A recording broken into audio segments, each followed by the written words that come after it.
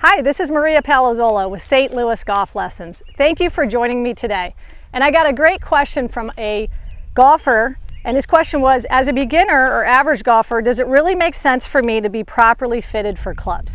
Fantastic question. And I'm going to tell you yes and no. So what we don't want to do as a beginner, because we're going to be adjusting our swing, it's going to be transforming over the next 2 or 3 years, we don't want to go out and get a major, very detailed custom fitting and spend $2,000 or $3,000 on a new set of clubs.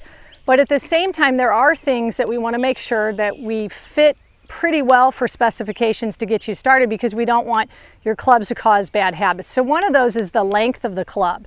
So when we get into good posture, what we're looking for is a nice hinge from the hips, a little bit of knee flex, straight spine. We want to just drop those arms straight down. Once we do that, we're going to be about a fist away from our club. If you do all that, you've got great posture and your club's not hitting the ground, well then we know it's too short for you. If your club's so long that it's forcing you into bad posture, then we know obviously the club's too long.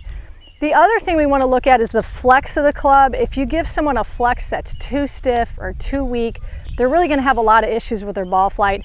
And same thing if the shaft is too heavy or too light. So we want to get what I would call a very general fitting, but not a very detailed fitting. So my recommendation would be to reach out to us or your local pro and make sure you have a discussion before you just go into a store and buy a standard set or buy a box set of clubs, because your clubs can certainly cause some bad habits. If you have a question, feel free to put it in the comment box. If you like this video, please like it, share with your buddies, and don't forget to follow St. Louis Golf Lessons on social media.